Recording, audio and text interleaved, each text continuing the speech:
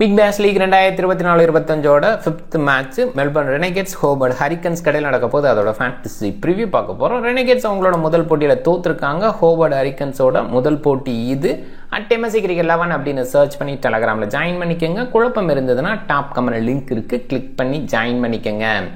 XL11 small லீக்குக்கு பெஸ்ட்டாக இருக்குது. குறைவான இன்வெஸ்ட்மெண்ட் மற்ற ஆப்ஸை கம்பேர் பண்ணும்போது பெஸ்ட்டாக இருக்குது. TDS GST கிடையாது, அந்த வகையிலையும் பெஸ்ட். XL11 இன்ஸ்டால் பண்ணலைன்னா டாப் கமெண்ட் லிங்க் இருக்கு, கிளிக் பண்ணி இன்ஸ்டால் பண்ணி என்னோட ரெஃபரல் கோட பயன்படுத்த மறக்காதீங்க. சிமோன் ஸ்டேடியம் ஜீலாங்கில் தான் இந்த போட்டி. மழைக்கான வாய்ப்பு இல்லை. டிசம்பர் 19 1:45 PM நம்மளோட டைம், அவங்களோட டைம் 7:15 PM மேட்ச் ஸ்டார்ட் ஆகுது.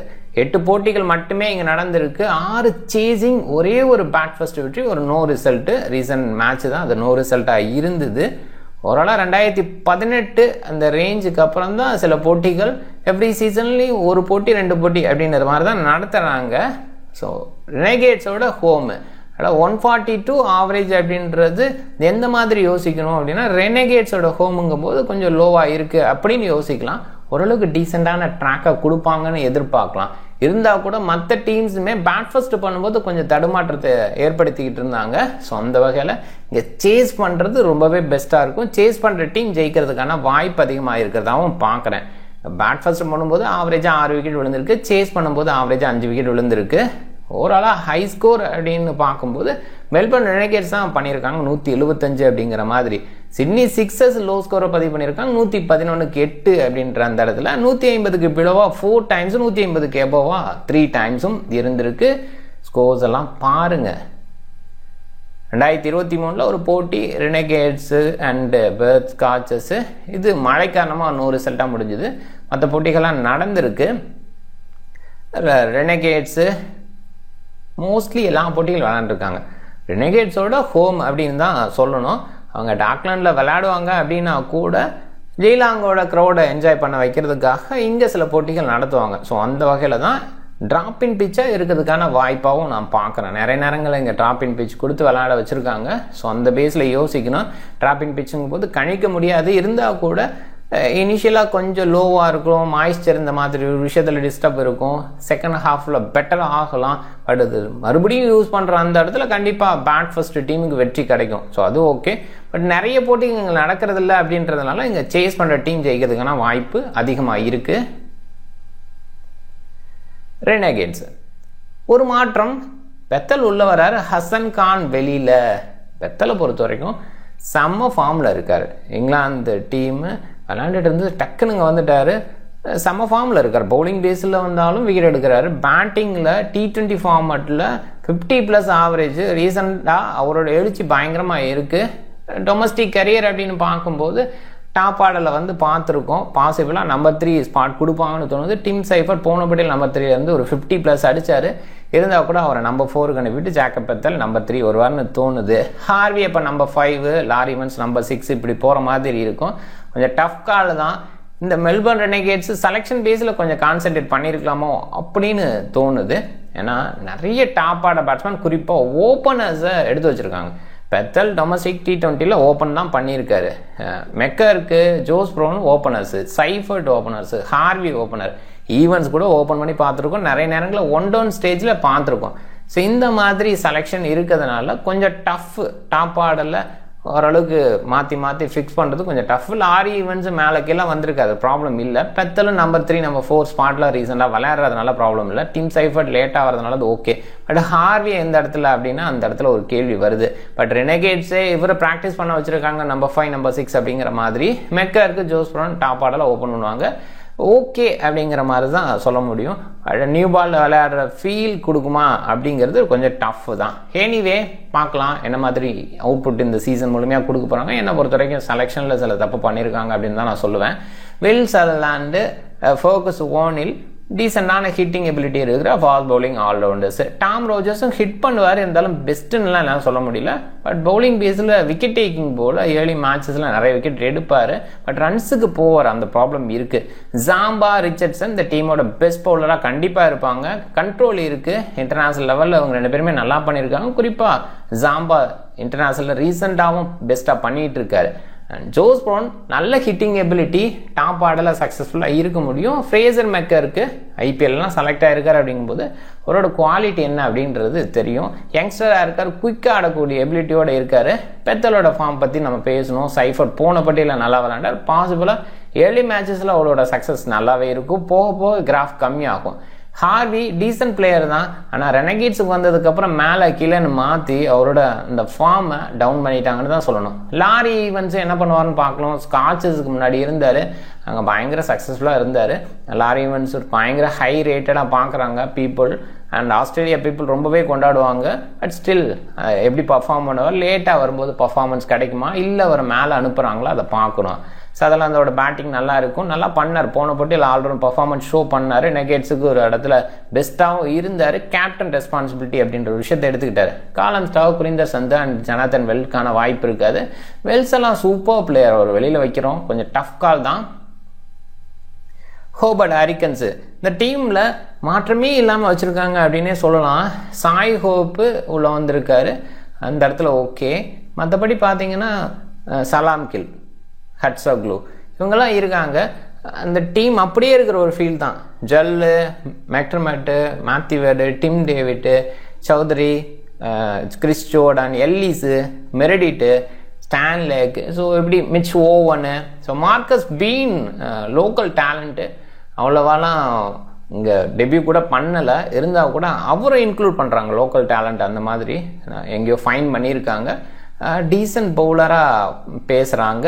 லெஃப்ட் ஆர்ம் ஃபாஸ்ட்டு, ரொம்பவே குயிக்காக விசுவார் அப்படிங்கிற மாதிரியும் சொல்லியிருக்காங்க. இது எல்லாமே அவங்களோட சைட்டில் கிடைக்கிற இன்ஃபர்மேஷன் மட்டுமே. ஸோ அதனால் அவ்வளோவா பெரிய அளவில் இன்ஃபர்மேஷன் கிடைக்கல.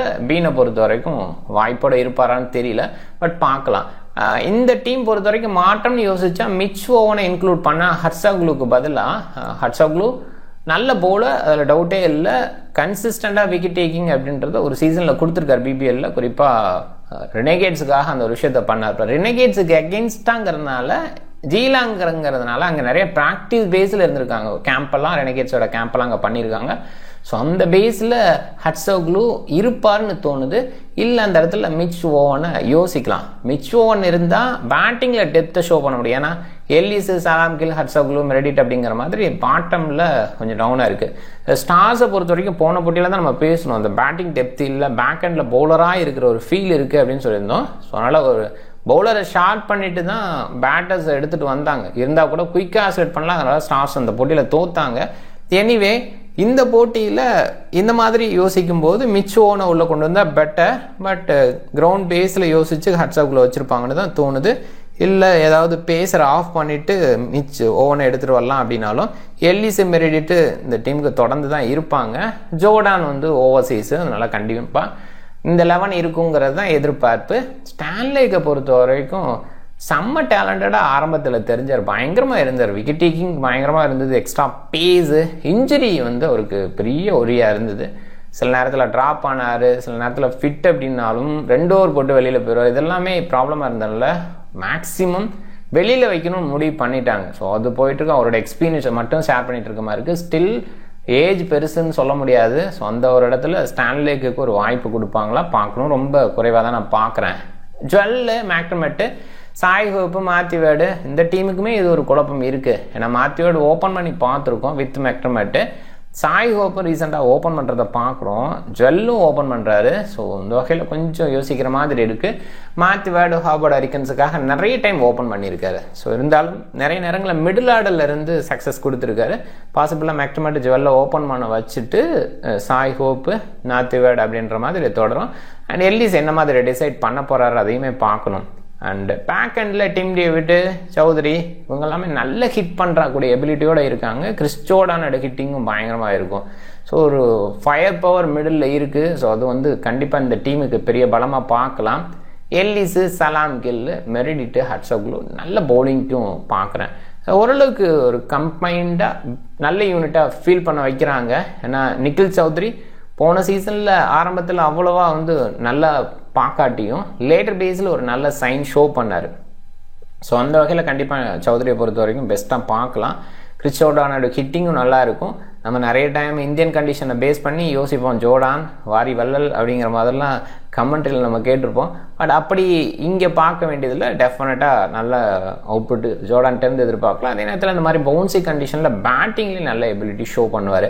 நாதன் எல்லிஸோட ஹிட்டிங்கும் டீசெண்டாக இருக்கும். இருந்தாலும் அந்த ஹிட்டிங் பேஸ்லலாம் யோசிக்க வேண்டாம், பவுலிங் பேஸில் வெரைட்டி கொடுக்கக்கூடிய பவுலர். குறிப்பாக இலாங் மாதிரி வேரியேஷன் கொடுக்குற ட்ராக்ல விக்கெட் எடுக்கிற மாதிரி சூப்பராக பண்ண வாய்ப்பு இருக்குது. வாக்கர் சலாம் கில்ல சூப்பர் பவுலர், அன்ஆர்த்தடாக்ஸ். குறிப்பாக இங்கிலீஷ் பிளேயர்ஸ், ஆஸ்திரேலியன் பிளேயர்ஸோட இன்க்ளூஷன் இருக்கிற இடத்துல இவரோட அவுட்புட் பெஸ்ட்டாகவே இருக்கும். இங்கேயுமே பெஸ்ட் அவுட்புட் இந்த சீரியஸ் முழுமையாக இருந்தாருன்னா நல்லாவே கொடுக்க முடியும். பீட்டர் ஹட்சோக்லு லெக் பிரேக்கு வெரைட்டி, அவரோட டிஃப்ரெண்ட் ஆக்ஷன் வந்து விக்கெட்ஸ் எடுத்து கொடுக்கும். இந்த கிரவுண்டில் நல்லாவும் பண்ண முடியும். மெரிடிட்டை பொறுத்த வரைக்கும் எக்ஸ்ட்ரா பேஸ். இவருக்குமே இன்ஜுரி கன்சர்ன் கடந்த 2 சீசனில் அப்போ உள்ள வெளியிலன்னு இருக்கு. ஆனால் கன்சிஸ்டண்டாக பர்ஃபார்ம் பண்ணக்கூடிய பிளேயராக இருந்திருக்காரு. அதை கொஞ்சம் மைண்ட் பண்ணிக்கோங்க. பார்க்கலாம் மார்க்கஸ் பீன், ஓவன் அண்ட் சாண்ட்லக்கான வாய்ப்பு இருக்குமா? ஒரு ஸ்பின்னர் ஆஃப் பண்ணிட்டு போவாங்களா பார்க்கலாம். 2 டீம் பார்க்கும்போது ரெனகேட்ஸு கொஞ்சம் பேக் எண்டில் டவுன் இருக்கிற ஃபீல் இருக்குது. அதே தான் ஹரிக்கன் சைடும் நாதன் எல்லிஸ்லேருந்து அப்படியே பேட்டிங் பேஸில் பெருசாக. பட் பவுலிங் பேஸில் ஸ்ட்ராங்குன்னு பார்க்கும்போது ரிச்சர்ட்சன், ஜாம்பா பெஸ்ட்டாக இருக்காங்க. அதர்வைஸ் ரெனகேட்ஸை பெஸ்ட்டாக பார்க்க முடியல. ஒரு பாயிண்டில் கண்ட்ரோல் பண்ணால் இவங்க 2 பேரும் தான் கண்ட்ரோல் பண்ணுவாங்க. அண்ட் மற்ற பவுலர்ஸ் அவ்வளோவா பெருசாக யோசிக்க முடியாது. பட் மெரிடிட்டு, எல்லிஸு, ஜோர்டான், சலாம் கில், ஹட்சோக்லு அப்படின்னு யோசிக்கும்போது பிரம்மாண்டமாக இருக்கிற ஃபீல் இருக்குது. தேவைப்பட்ட நிக்கில் சௌத்ரி, தேவைப்பட்ட டிம் டேவிட்டோட பவுலிங் அப்படின்னு அங்கே சப்போர்ட்டும் இருக்குது. ஸோ அந்த வகையில் ஹோபர்ட் ஹரிக்கன்ஸ் பவுலிங்கில் ஸ்ட்ராங்காக இருக்கிற ஃபீல் இருக்குது. அதே நேரத்தில் ஹிட்டிங் பேஸில் யோசிக்கும்போது கிட்டத்தட்ட ஈக்குவலாக சொல்லலாம். சதர்லாந்து, ஈவன்ஸு, சைஃபர்ட் இப்படின்னு இருக்காங்க. இருந்தால் கூட ஜோர்டானோட ஹிட்டிங், டேவிட்டோட ஹிட்டிங், மேத்யூ வேட், சௌத்ரி இப்படி யோசிக்கும்போது கொஞ்சம் பெட்டராகவே ஹரிக்கன்ஸ் மிடில் ஆர்டர்லேயும் இருக்காங்க. டாப் ஆர்டரில் ஜாக் ஃப்ரேசர் மெக்கருக்கு கேமை மாற்ற முடியும். பெத்தல் மாதிரி பிளேயர் வந்துட்டு ஸ்டெபிலிட்டி கொடுத்து ரொம்ப தூரம் எடுத்துகிட்டு போக முடியும். அண்ட் இந்த பக்கம்னு பார்க்கும்போது ஸ்டெபிலிட்டி ஹோப்பால் கொடுக்க முடியும். பென் மேக்டர்மேட்டு ஹிட்டிங் பேஸில் ஃபாஸ்ட்டாக அடிக்க முடியும். ஸோ அந்த இடத்துல பார்க்கலாம். ஜுவல்லையும் ஜோஸையும் ஒரே மாதிரி கூட வச்சு பார்க்கலாம். பட் ஜோஸ் கொஞ்சம் பெட்டராக இருக்கிற ஒரு ஃபீல் இருக்குது. சாய் ஹோப்பு ஓகே தான், இப்போ கொஞ்சம் காம்ப்ளெக்ஸ்லேருந்து ரிலீஃப் ஆகிருக்காரு. ஏன்னா வெஸ்ட் இண்டீஸ் கிரிக்கெட்டுக்கே டாப் ஆர்டரில் விளையாடுறாரு. அண்டு அவங்களோட சிபிஎல்லாம் விளையாடுறாரு. அப்படிங்கிற இடத்துல கொஞ்சம் வாய்ப்பு அதிகமாக கொடுக்க ஆரம்பிச்சிட்டாங்க. T20 பிளேயர் அப்படின்னு கிட்டத்தட்ட ஃபார்ம் ஆகிட்டாருன்னு சொல்லலாம். ஏன்னா முன்னாடி வந்து ஒன் டே கிரிக்கெட், டெஸ்ட் கிரிக்கெட்டுக்கு வச்சிருந்த மாதிரி T20 வைக்காத போது அவர் கொஞ்சம் காம்ப்ளெக்ஸில் T20 வந்தோடனே குயிக்காக அடிக்க பார்ப்பார். ஒரு கேம் ஆடினவே போதும், அப்படி ஆடாமல் இருப்பார். இப்போ கொஞ்சம் பெட்டராக விளையாடுற ஒரு ஃபீல் இருக்குது. ஸோ அதனால் ஜேக்கப் பெத்தலுக்கு ஈக்குவலாக சொல்லாட்டியும் சாய் ஹோப்பும் ஓரளவுக்கு டீசெண்டாக விளையாடு. ஸோ ஓவராலாக எப்படி பார்த்தாலுமே ஹரிக்கன்ஸுக்கு கொஞ்சம் அட்வான்டேஜ் இருக்குது. அவங்க ஜெயிக்கிறதுக்கான வாய்ப்பு அதிகமாக இருக்குது. அண்ட் பவுலிங் ஆப்ஷன் 2 பக்கமே கொஞ்சம் ஹெவி தான். பெத்தல் ஓவர் போடுவார்னு நினைக்கிறேன். ஏன்னா போனபடியில் ஹசன் கான் வீசின அந்த ஓவரெல்லாம் இவர் வீசுவார். வில் சதர்லாந்தோட பவுலிங் டீசெண்டாக இருக்கும். ஃபர்கஸ் ஓனில், டாம் ரோஜர்ஸு, ஜாம்பா ரிச்சர்ட்சன். இங்கே ரோஜர்ஸு, ஜாம்பா ரிச்சர்ட்சன் பிரைம் பவுலராக யோசிப்பாங்க. அவங்களுக்கான முழுமையான கொட்டை கிடைக்கும்.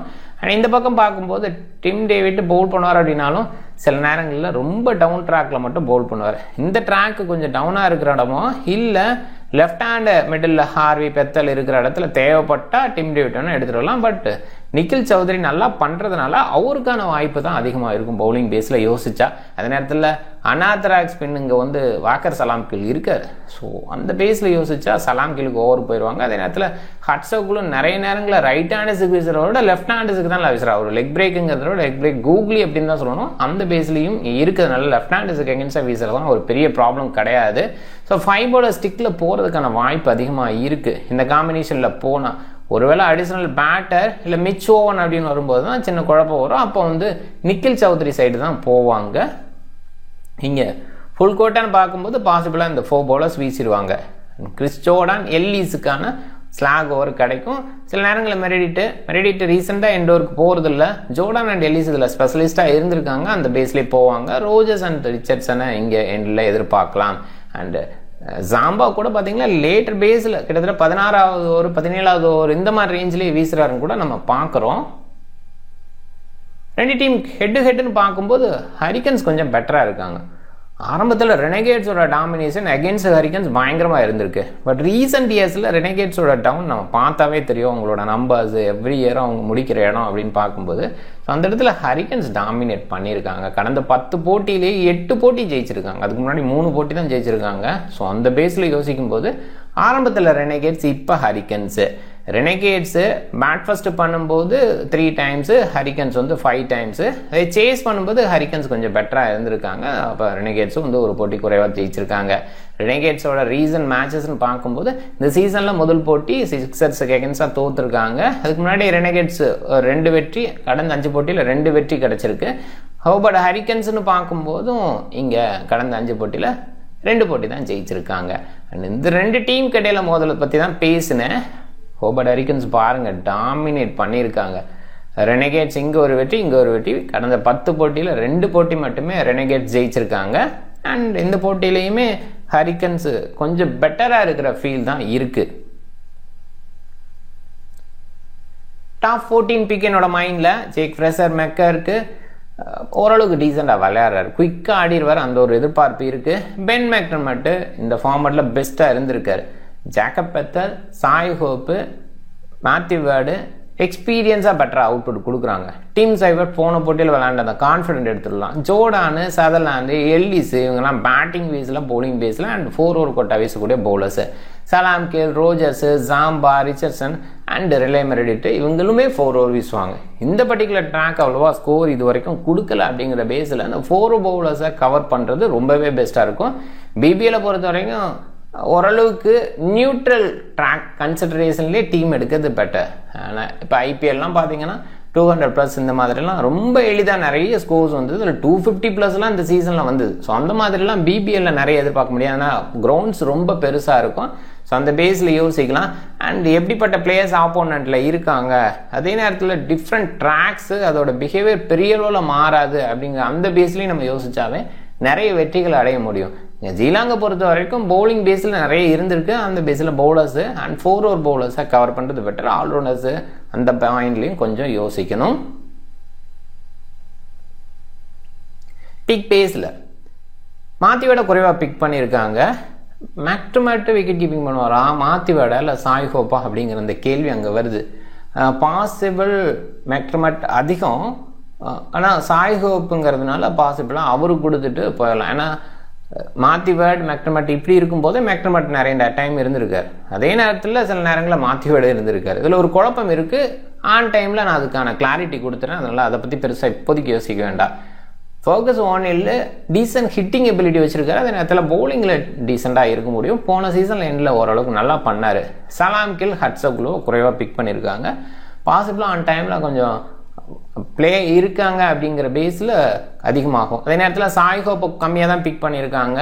பெத்தலையும் கம்மியாக தான் பிக் பண்ணியிருக்காங்க. ஏன்னா பெத்தல் இப்போ தானே விளையாண்ட டக்குன்னா வந்திருக்க போகிறார். ஏன்னா நியூசிலாந்து விளையாண்டா டக்குன்னு வந்துட்டார். ஸோ அந்த இடத்துல இங்கே ஓகே, டெஃபினட்டாக கன்சிடரபிள். அண்ட் ஜேக் ஃப்ரேசர் மெக்கருக்கு வில் சதர்லாண்ட் அண்ட் கிறிஸ் ஜோர்டானை நிறைய பேர் கேப்டனாக ட்ரை பண்ணியிருக்காங்க. ஓகேன்னு தான் சொல்லணும். கேப்டனாக பேட்டரை ட்ரை பண்ணி இந்த ட்ராக்கை பொறுத்த வரைக்கும் கொஞ்சம் டஃப் தான். ஜேக்கப் பெத்தல், எல்லிஸு, ரிச்சர்ட்சன் இவங்கள ட்ரை பண்ணலாம். பவுலர் பேஸில் கேப்டனாக ட்ரை பண்ணால் ஓகே, அதுக்குமான இடமா தான் இந்த ட்ராக் இது வரைக்கும் இருந்திருக்கு. அண்ட் ஆல்ரவுண்டர்ஸை கொஞ்சம் சேஃபுக்கு யோசிக்கலாம். டீம் பாருங்கள், captain Jordan, vice captain Ellis. எண்டோரில் வீசுவாங்க, அந்த பேஸ்லையும் பார்க்கலாம். அண்ட் ஹிட்டிங் பேஸில் ஜோர்டான் டீசெண்டாக இருப்பார், அந்த இடத்துலையும் யோசிக்கணும்.